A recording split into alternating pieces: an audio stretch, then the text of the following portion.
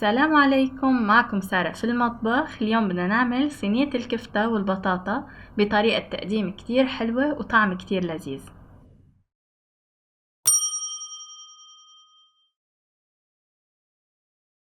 بالبداية بدنا نحضر صلصة البشاميل حتى تكون عنا جاهزة. بيلزم لنا ملعقة كبيرة من الزبدة مندوبة بطنجرة صغيرة على نار متوسطة، ما تكون النار كتير قوية، بس تدوب بدنا نضيف عليها ملعقة كبيرة من الطحين أو الدقيق. منقلل الطحين شوي مع الزبدة ومنراعي انه النار ما تكون قوية حتى ما يلدعوا معنا. وهلأ بدنا نضيف عليهم 2 كوب حليب سائل بالتدريج، ما منضيفه دفعة واحدة، منضيف شوي ومنحرك، بعدين منضيف الباقي.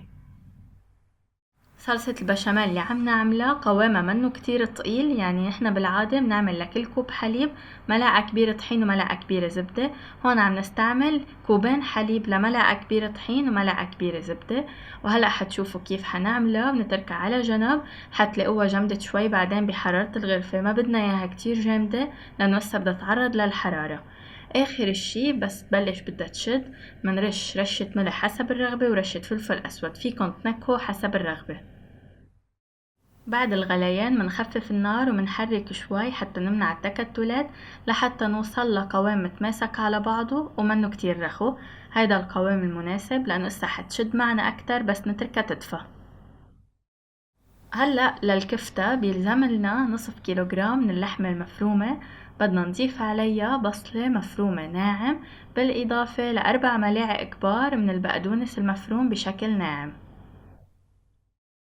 وأكيد فيكن تجيبوا الكفتة جاهزة من عند اللحام تستعملوا اللي انتو بترغبوا. منضيف عليهم نصف ملعقة صغيرة 7 بهارات، ربع ملعقة صغيرة فلفل أحمر حلو، وربع ملعقة صغيرة فلفل أسود، وبدنا نخلطهم مع بعضهم حتى تمتزج المكونات بشكل كامل. طبعا إذا انتو بتحبوا تضيفوا نوع بهار معين أو تكتروا البهارات فيكن تضيفوا حسب الرغبة، حسب كيف انتو بتحبوها للكفتة. آخر شي منملح شوي حسب الرغبة ونتأكد انه نخلط المكونات كلها بالشكل اللازم، وهيك بتكون صارت جاهزة عنا. هلأ بعد ما خلصنا الكفتة وخلصنا صلصة البشاميل بننتقل للبطاطا. عندي هون 5 حبات بطاطا، بدنا نسلقهم حتى يستووا عنا، بس ما بدنا اياهم كتير مستويين بشكل ما يتقطعوا معنا كرمال يضلن محافظين على شكلهم. منخلي المي حتى تغلي. بعد الغليان منضلنا منراقب تقريبا 20 دقيقة أو 25 دقيقة حتى تستوي بالكامل. وكمان قشروها قبل ما تسلقوها كرمال تضلها محافظة على شكلها.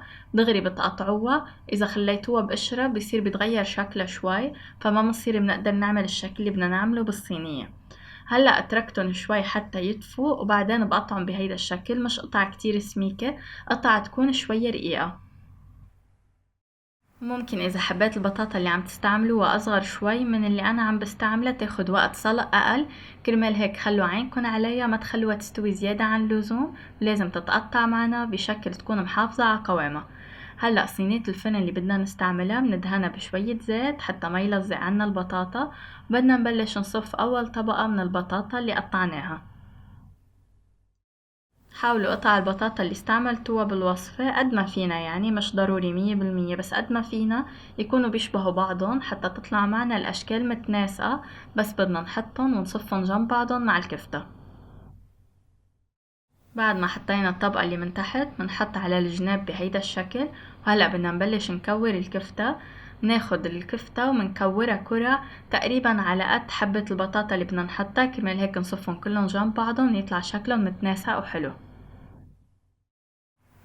هلأ ما علينا إلا نكور كرات الكفتة، نحط كل قطعة كفتة جنبها قطعة بطاطا ومنضلنا منكمل على هيدا النسق. ونحاول إنه تكون الأحجام هيك شوي متناسقة بالشكل، ما بيأثر إذا أكبر شوي أصغر شوي، بس هيك يكونوا شوي متناسقين.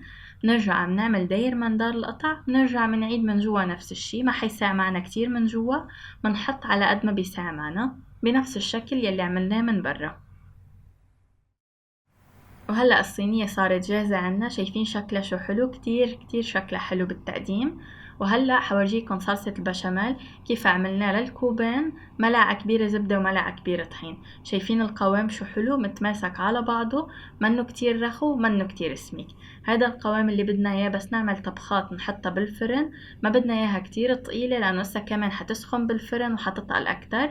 بدنا المكونات تتشرب الصلصة وما تطلع كتير ناشفة الاكلة. واخر خطوة بدنا نحط جبنة على الوجه، بتستعملوا اي نوع جبنة بدكن اياها، منفوتها على فرن حامي درجة حرارة 170، منفوتها 30 دقيقة تقريبا، وفينا نحمر الوجه بعدين حسب الحاجة.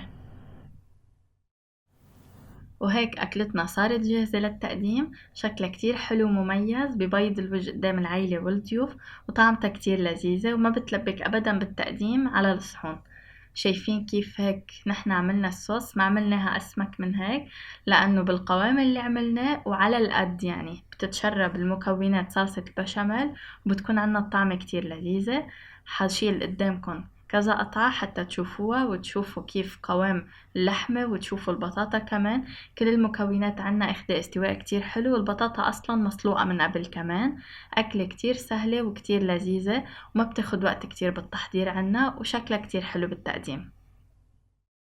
وهيك بنكون وصلنا لنهاية الفيديو اليوم. ان شاء الله تكون عجبتكم الوصفة، ويلي حابب يضيف صوص بشاميل اكتر من الكمية اللي انا استعملتها بالوصفة طبعا في يزيد حسب الرغبة، بس اهم شي نراعي الصينية اللي عم نستعملها ما تكون الصوص واصلة لاخرها من فوق حتى ما تفور معنا بالفرن لانه هي بتغلي منيح. هيك بنكون خلصنا الفيديو، بتمنى منكم تجربوا الوصفة وتعطوني رأيكم فيها. صحتين وهنا.